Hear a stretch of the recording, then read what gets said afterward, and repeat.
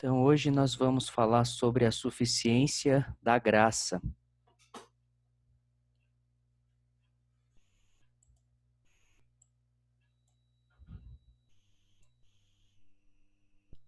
Aqui tem alguns exemplos das coisas boas que nós temos na nossa vida, né?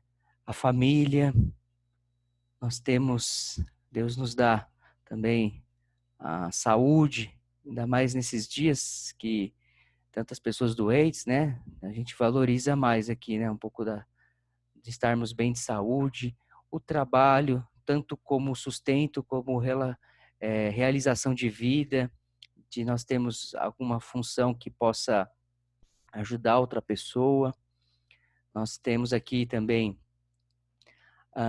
oportunidades de lazer, né, junto com amigos, né? Aqui tem, representando aqui, né, tem a amizade, poder viajar, conhecer novos lugares, poder ter, poder ter paz interior, poder ter uma casa para morar, poder ter os estudos, né? Se for uma formação, ter um dinheirinho também é bom, ajuda, né? Até um pouco de conforto, realizações pessoais.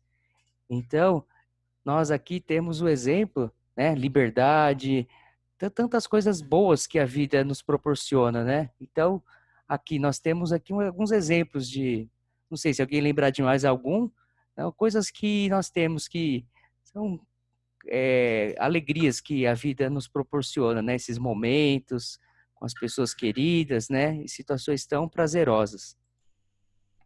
E quando a gente está nesse cenário, quando as coisas estão indo bem, né? Algumas perguntas que muitos de nós nos fazemos, né? Quando está tudo bem na nossa vida, o que acontece? Ou nós esquecemos que toda bênção vem de Deus, ou então, às vezes, a gente até agradece.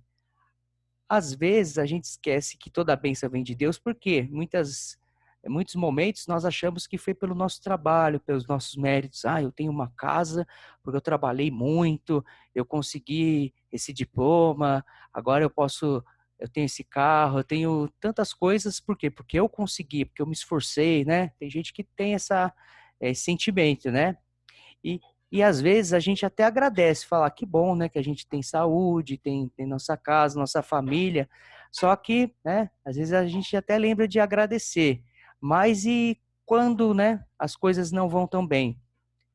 Então aqui na vida também passamos por sofrimento. Então aqui é o luto, né? Quem aqui nunca presenciou, né, um velório, alguém querido da família, até alguém muito próximo, né? Um pai, uma mãe. É, alguns perderam até seus filhos, que eu acho que é mais forte ainda a dor, né? Aqui também temos pessoas que viveram tragédias aqui, como da barragem que estourou. Imagina a vida dessas pessoas, da equipe de resgate, e até hoje, né? Não tem os responsáveis. Quantos aqui, né, acompanham ou já acompanharam pessoas queridas que estão doentes, estão aí na luta para vencer essas dificuldades, dores crônicas. O corpo aqui também tem gente que vive à base de remédios e dores que não passam, não tem um remédio, né? A tristeza aqui, o olhar do menino aqui, triste, né? Aqui uma mulher também com uma, né, aqui numa situação de desespero, talvez, né? Tristeza, de não ter uma saída, o preconceito, muitas pessoas passam por isso, né? São humilhadas por conta de algum ato preconceituoso, né? Pessoas que passam fome com crianças em casa que não têm comida para colocar no prato, a ansiedade também, às vezes as coisas estão bem, mas a nossa cabeça não está legal, o desemprego, tanta gente perdendo emprego, perdendo a renda, trabalho infantil, né? Pessoas vivendo em situação de extrema miséria, violência em casa. Nesses dias, muitas pessoas que têm passado na quarentena nas suas casas têm aumentado muito o número de violência doméstica, né? É, por conta de pessoas que têm nas suas famílias os seus piores inimigos, né? Em alguns entes, né? Que era para onde você ter sua base, a sua família, mas algumas casas isso se tornou um verdadeiro inferno, né? Na vida de muitas pessoas. Então, diante disso, né? Agora, com as coisas quando não estão indo bem, né? Houver as dificuldades. Algumas perguntas que muitos de nós nos fazemos, né? Onde está Deus que não me ajudou? Né? Será que tudo é castigo? Ele me abandonou? Ou seja, Deus me abandonou? Então, muitas dessas perguntas nós nos fazemos. A gente vê pessoas fazendo, mas também, quem de nós aqui nunca pensou que onde está Deus? Ou questionar por que dessa situação que nós passamos, né? Então, diante disso, que eu vou acrescentar aqui a Anisete. Diante disso, irmãos, diante desse cenário de coisas boas que a vida nos proporciona e coisas ruins, né? O que nós podemos ver, o que as escrituras podem nos ajudar, né? Essa percepção que nós temos da vida, das coisas que a vida nos proporciona de coisas boas, das dificuldades, né? O que a Bíblia pode nos falar a respeito? Então, a passagem que nós vamos estudar é a passagem sobre uma experiência do próprio apóstolo Paulo, que foi registrado em 2 Coríntios, no capítulo 12, do verso 7 ao verso 10. Então, vamos ler aqui, 2 Coríntios 12, do 7 ao 10. Vou pedir para desligar o microfone, por favor. Tem alguém que está com o microfone aberto aqui, por gentileza. A menos que for falar, e pode falar a qualquer momento, tá bom? Então diz assim o texto: E para que eu não ficasse orgulhoso com a grandeza das revelações, foi-me posto um espinho na carne, mensageiro de Satanás, para me esbofetear, a fim de que eu não me exalte. 3 vezes pedi ao Senhor que o afastasse de mim. Então ele me disse: A minha graça é o que basta para você, porque o poder se aperfeiçoa nas fraquezas, para que sobre mim repouse o poder de Cristo. Por isso, sinto prazer nas fraquezas, nos insultos, nas privações, nas perseguições, nas angústias, por amor de Cristo. Porque quando sou fraco, então é que sou forte. Então, olha aqui alguns destaques, né?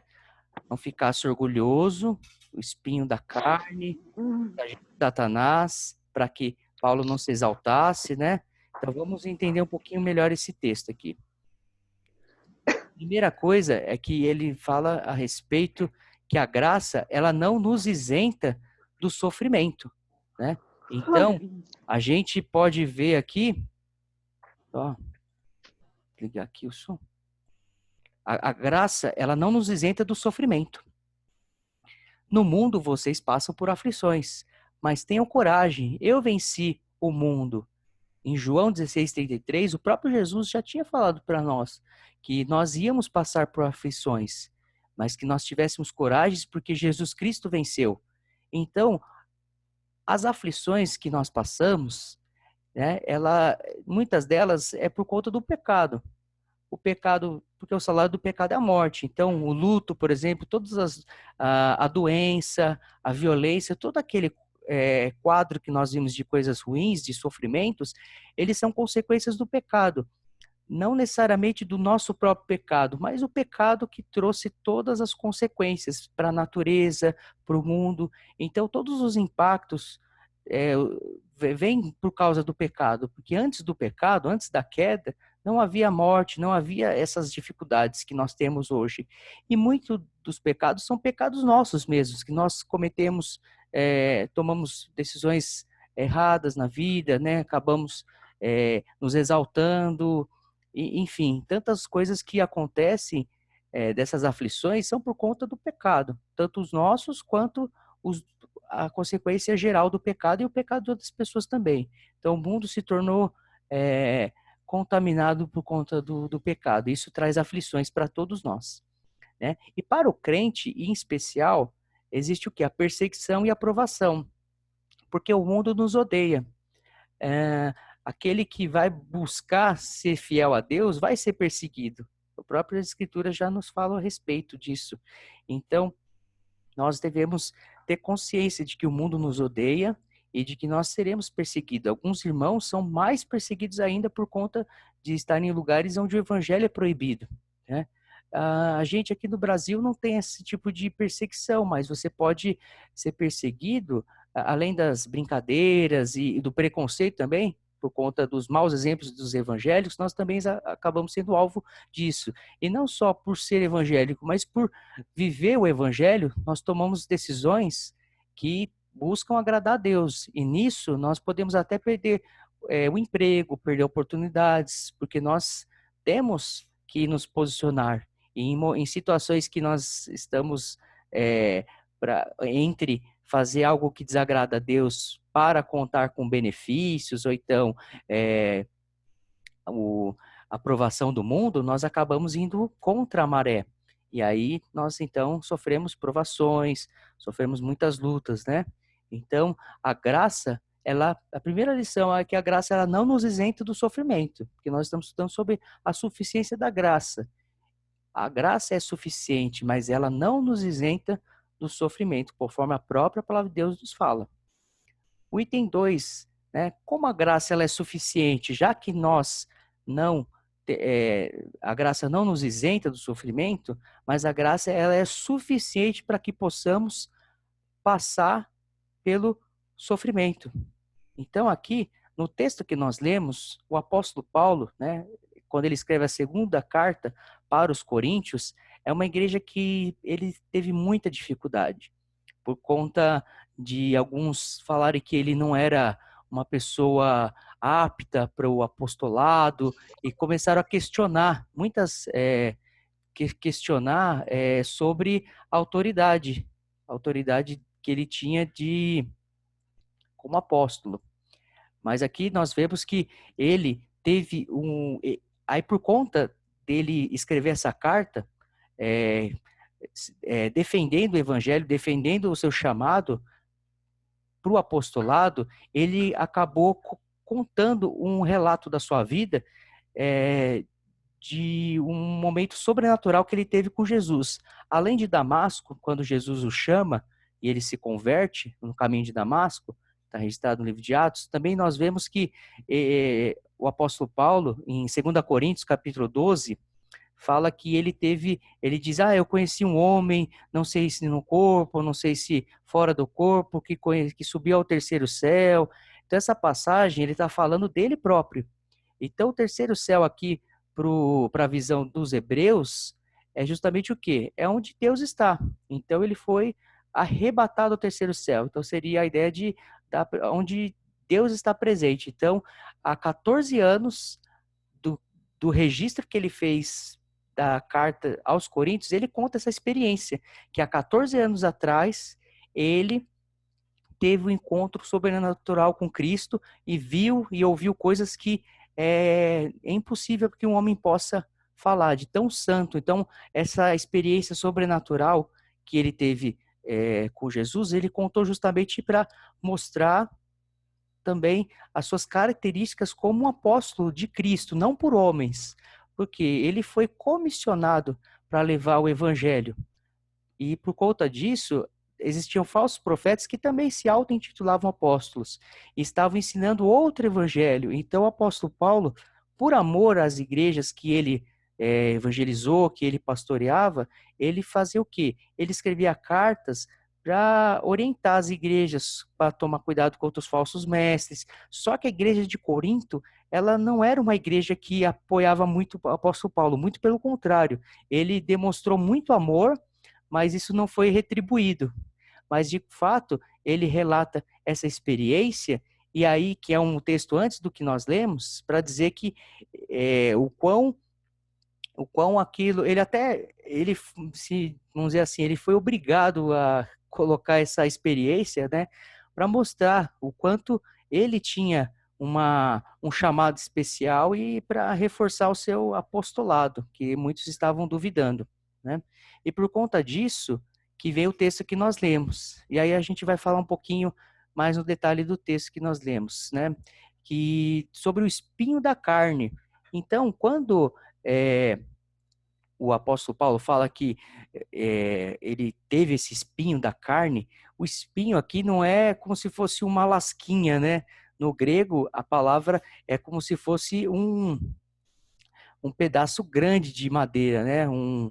Uma estaca mesmo, uma coisa muito dolorosa. Então, não é um incômodozinho, foi uma coisa forte. E os estudiosos, né, os teólogos, eles não têm ainda muita certeza do que pode ser esse espinho da carne. Por quê? Ele pode ser tanto uma tentação espiritual, né? Ele pode ser uma perseguição, ou pode ser uma doença física ou mental. Alguma dificuldade. O escritor da revista, dessa lição, ele acredita que seja perseguição. Mas outros estudiosos, que eu dei uma consultada, que também é a minha opinião, eu acredito que seja mais direcionado a uma doença física mesmo, né? Em Gálatas, no capítulo 4, no verso 13 e 14, fala da dificuldade que o apóstolo Paulo tinha quando ele foi pregar aos Gálatas, ele estava doente naquela situação e provavelmente uma doença nos olhos, tanto que uma das cartas ele escreve, eu estou escrevendo, a assinatura é o meu próprio punho, Paulo, que ele escreve, porque é provável que ele tinha alguma doença que o dificultava enxergar e alguém escrevia as cartas, né? Ele ia falando e alguém escrevendo e ele só assinava. Então, independente do que seja esse espinho da carne, que pode ser uma dessas três coisas, né? O que acontece é o que o texto está falando, que por causa da experiência que ele teve, uma experiência sobrenatural, uma coisa que poucos tiveram, né? Então, qual foi o objetivo desse espinho da carne? Então, Deus colocou o espinho na carne para que o apóstolo Paulo não ficasse soberbo ou vaidoso, por causa daquelas coisas que ele viu, das coisas que ele teve essa experiência. Então, o texto fica claro que foi Deus que colocou esse espinho na carne. Por quê? Com objetivo. Se fosse o diabo, as pessoas falam, mas foi o diabo, foi Deus. No caso, a resposta é que foi o próprio Deus. Porque o objetivo do espinho da carne não era destruir Paulo. O objetivo dele qual era? Era para que Paulo não se ensoberbecesse, não ficasse vaidoso, ou seja, dar uma segurada no apóstolo Paulo diante das coisas maravilhosas que ele viu e tudo mais, né? E aí, a reação do apóstolo Paulo qual foi? Ele não amarrou Satanás, ele não decretou a cura, ele não fez isso. Diante do espinho da carne, ou seja, dessa dificuldade que ele teve, que Deus colocou na vida dele. Veja, foi Deus que colocou o espinho da carne, que era uma dessas situações dolorosas, sofridas, para que ele não ficasse soberbo. A reação de Paulo foi o quê? Diante do sofrimento, foi orar. Então ele orou 3 vezes para que Deus o livrasse. Ele estava sofrendo, era uma coisa muito pesada. Então Paulo não era um masoquista, ai que bom que estou sofrendo, de forma alguma. Ele pediu para Deus, ele clamou. Só que aí qual foi a resposta de Deus? A resposta de Deus foi não. Eu não vou tirar o espinho da carne. Então, o apóstolo Paulo orou, não orou? Deus ele responde sim, não o espere. A resposta para Paulo nessa situação foi não. E Deus falou o quê? A minha graça te basta, porque o poder se aperfeiçoa na fraqueza. E aí vem o termo, a minha graça te basta. Então a resposta de Deus é que não. Você orou 3 vezes, mas a resposta é que eu não vou tirar o espinho da carne, mas eu vou o quê? Sustentá-lo para que você passe por isso, porque a minha graça te basta. E ele disse, porque o poder se aperfeiçoa na fraqueza. Então, é nesse sofrimento, nessa fraqueza, que ele vai se tornar o quê? Conforme a atitude do apóstolo Paulo aqui. Ele responde como? Qual a atitude de Paulo diante da resposta de Deus? De boa vontade, pois mais me gloriarei nas fraquezas, para que sobre mim repouse o poder de Cristo. Porque quando sou fraco, então é que sou forte. Então ele, olha só, isso é muito importante a resposta dele, porque é uma resposta muito madura. Então ele não reclamou diante do não que Deus deu para ele, de um sofrimento. E veja, um sofrimento não por causa de pecado, não por causa de alguma coisa que ele fez de errado, mas por conta justamente da experiência, da proximidade que ele tem com Deus. E essa proximidade que ele tem com Deus, das coisas que ele teve essa experiência, fez com que fez com que viesse esse espinho da carne, um sofrimento que ele deveria ter desde do fato que aconteceu há 14 anos, né, atrás da onde ele registra, né? Eu não sei se isso continua a vida toda, se em algum momento isso passou, mas a resposta é que Paulo ele reage da seguinte forma: ele falou assim, eu vou me gloriar na fraqueza, né? Em tudo dai graças, né? Tem uma outra passagem da Bíblia nos diz, para que sobre mim repouse o poder de Cristo. Então, o poder de Cristo sobre ele é justamente o que? Na fraqueza de Paulo. Então, na fraqueza de Paulo é que ele se considera forte, porque quando eu sou fraco, né? O que significa? Eu sou fraco quando eu sou fraco, então é que eu sou forte, porque quando eu sou fraco, eu reconheço a minha fraqueza e a minha dependência de Deus. E quando eu reconheço a minha fraqueza e dependência de Deus, aí sim eu me torno alguém forte, porque a minha força está no Senhor, que é a minha rocha, a minha fortaleza. Então, o sofrimento, ele é usado por Deus, né, com alguns objetivos. E esses objetivos quais são?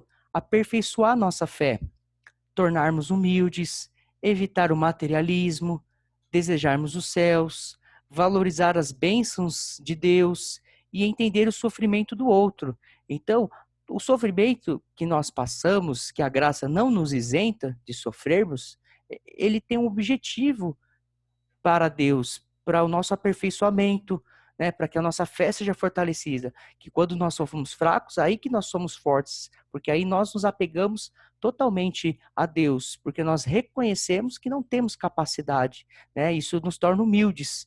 Isso evita o quê? Materialismo, as coisas do mundo, os prazeres, o conforto, como nós falamos, são coisas boas que Deus nos dá, mas se nós deixarmos apegarmos muito a isso, o que acontece? Nós vamos começar a não desejar tanto os céus.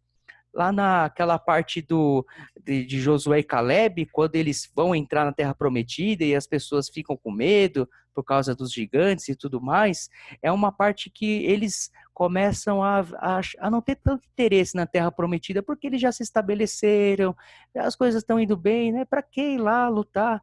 Para que, né? Fazer essas coisas. Então, muitas vezes o conforto e o materialismo acaba nos fazendo ser apegados a essa vida.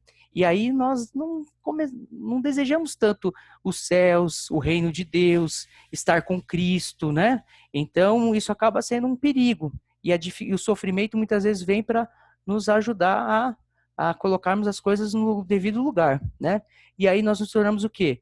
Mais agradecido às bênçãos de Deus, né? Quando as coisas são muito abundantes, muitas vezes a gente acha que isso é normal, que aí a gente acaba reclamando como se a gente fosse um hóspede de hotel e Deus fosse o responsável e ele tem que deixar tudo no esquema para o nosso conforto, né? E aí a gente acaba não valorizando, igual foi falado hoje, né? O céu, a natureza, as coisas simples da vida, né? E também nós entendemos o sofrimento do outro.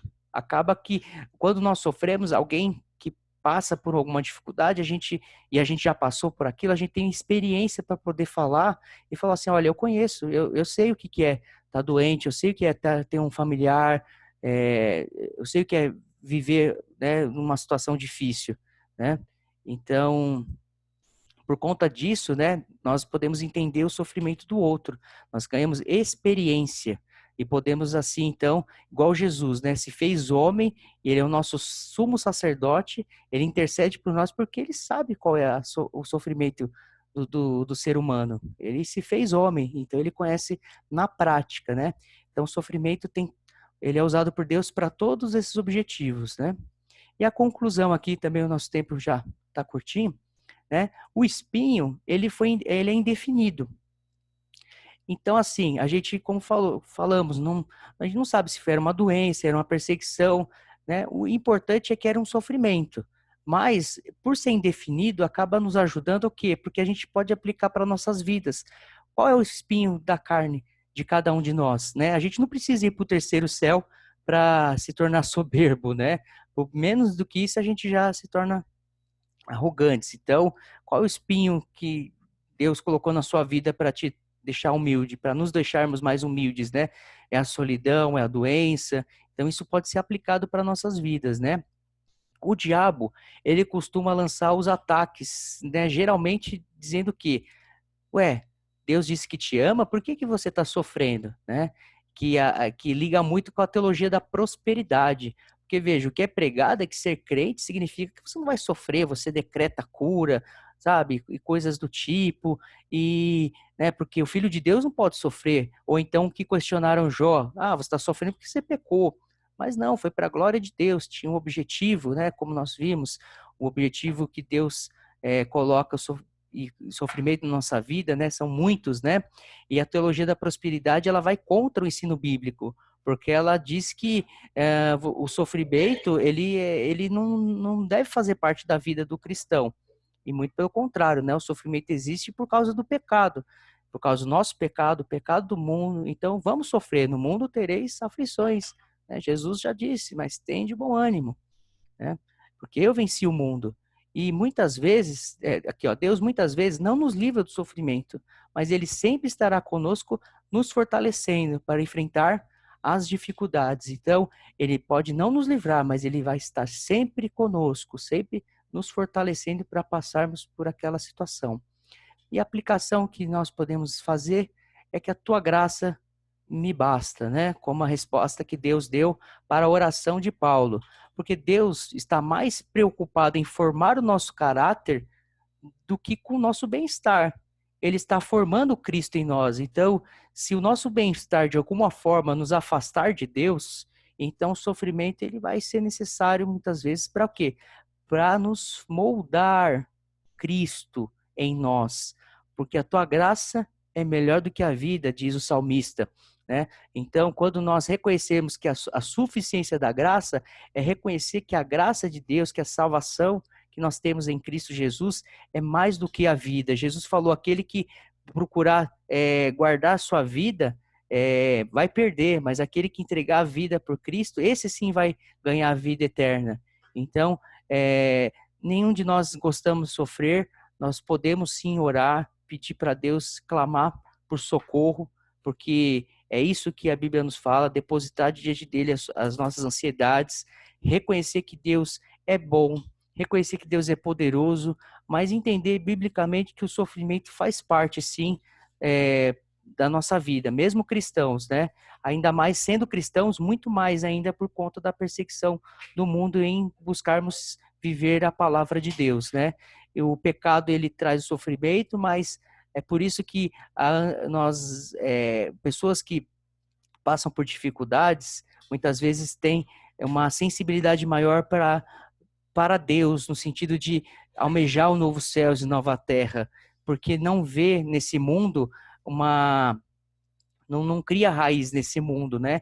Então a gente tem que sim agradecer a Deus pelas bênçãos, lutar para ter as coisas na nossa vida, mas que isso nunca nos afaste de Deus. E Deus, que é o nosso Pai, se achar por bem que nós devemos passar por alguma coisa para nos moldar a pessoa de Cristo, pode ter certeza que Ele vai fazer, para que nós assim